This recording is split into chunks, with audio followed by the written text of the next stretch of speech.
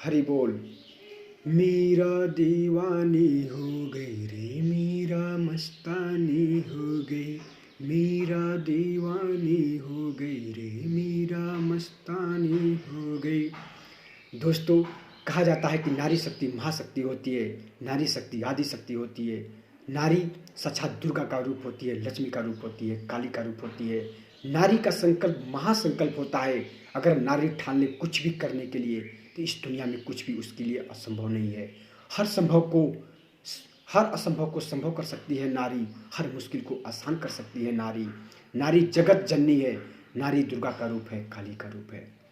प्रिय दोस्तों, आज हम एक ऐसे नारी शक्ति की बात करेंगे, एक ऐसी साक्षात देवी की बात करेंगे, एक ऐसे भक्त की बात करेंगे, एक ऐसे तेजस्वी ओजस्वी भक्त की बात करेंगे जो जीते जी भगवान को पा गई, जिसकी मृत्यु नहीं हुई बल्कि भगवान की मूर्ति में विलीन हो गई, भगवान की मूर्ति में समा गई। इतनी तेज उसके अंदर थी, भक्ति की इतनी सात्विकता उसके अंदर थी। भक्त मीरा की, भक्त मीरा का नाम इस पूरे हिंदुस्तान में नहीं, पूरे संसार में अमर है। पूरा संसार मीरा को जानता है। भगवान कृष्ण को मानने वाले, भगवान कृष्ण के जितने भक्त हुए अभी तक, सभी भक्तों में सबसे श्रेष्ठ और सबसे ऊपर नाम आता है भक्त मीरा का। भक्त मीरा का जन्म राजस्थान के एक राजघराने परिवार में हुआ था। उसके पिता एक सम्राट थे। एक धनाढ़ परिवार में मीरा का जन्म हुआ था। मीरा के अंदर भक्ति इतनी तेज थी कि जब मीरा छोटी थी तो साधु संतों के बीच जाना मीरा को अच्छा लगता था। जब भी साधु संतों को देखती, उनसे प्रार्थना करती, मुझे भगवान की कथा सुनाइए, भगवान कहाँ रहते हैं, मैं भगवान को देखना चाहती हूँ, भगवान का दर्शन करना चाहती हूँ। साधु संत से रोते हुए मीरा प्रार्थना करती थी। साधु संतों के बीच मीरा को अच्छा लगता था। वह जीते जी भगवान को पाना चाहती थी।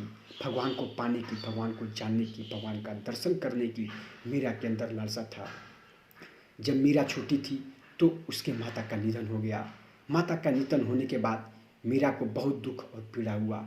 इस संसार से मन मीरा का हटने लगा। इस संसारी सुख से मीरा का मन हटने लगा। मीरा शादी नहीं करना चाहती थी, लेकिन उनके माता पिता ने मीरा पे दबाव बना के मीरा का शादी किया। मीरा का शादी बहुत ही एक संपन्न श्रेष्ठ राजकुमार से हुआ था। एक युद्ध के दौरान उनके पति मारे गए। उनके पति की जब मृत्यु हुई, उस समय सती प्रथा का बहुत प्रचलन था।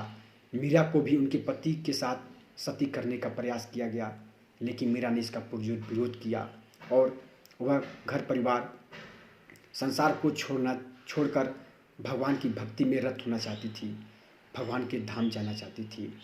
ऐसा कहा जाता है कि जब मीरा अपने ससुराल में थी तो मीरा की भक्ति भावना को देखकर, साधु संतों के साथ भजन कीर्तन को देखकर, पूजा पाठ को देखकर उनके ससुराल वाले उनसे खुश नहीं थे।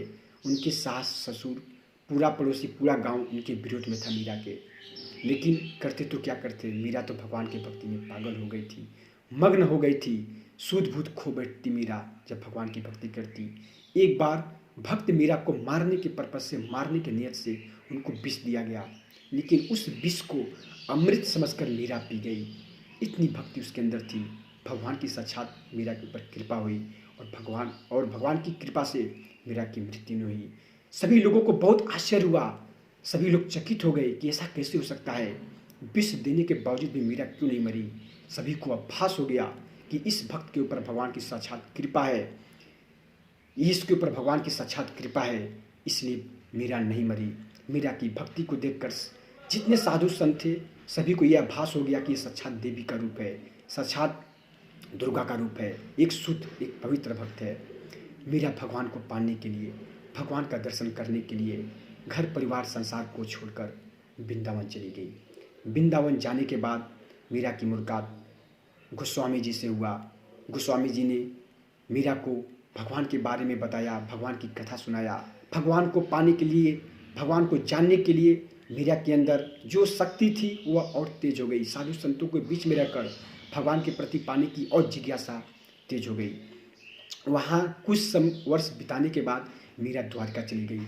द्वारका जाने के बाद कुछ वर्ष मीरा द्वारका में भगवान कृष्ण की पूजा की, अर्चना की, भगवान का भजन गाया, भगवान की भक्ति में रत रहती।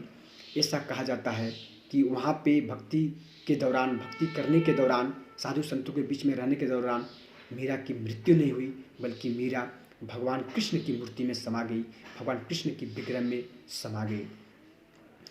दोस्तों, मैं सभी हिंदुस्तान की बहन बेटियों से कहना चाहता हूँ, सभी माताओं से कहना चाहता हूँ कि आप सभी भक्त मीरा को फॉलो करें, भक्त मीरा की कहानियों को पढ़ें, भक्त मीरा की जीवनी को जानें और भक्त मीरा के अंदर भगवान के प्रति जितना प्रेम था, जितना लालसा था, भगवान को दर्शन करने का जितना प्यास था, अपना घर परिवार संसार करियर संवारने के साथ साथ बनाने के साथ साथ आप सभी एक भगवान की भक्त बनने की कल्पना करें, एक भगवान का भक्त बनने की सोच रखे, संकल्प ले।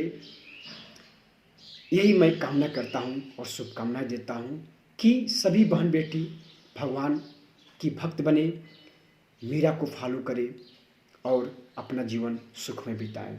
जय हिंद, जय भारत, सत्यमेव जयते।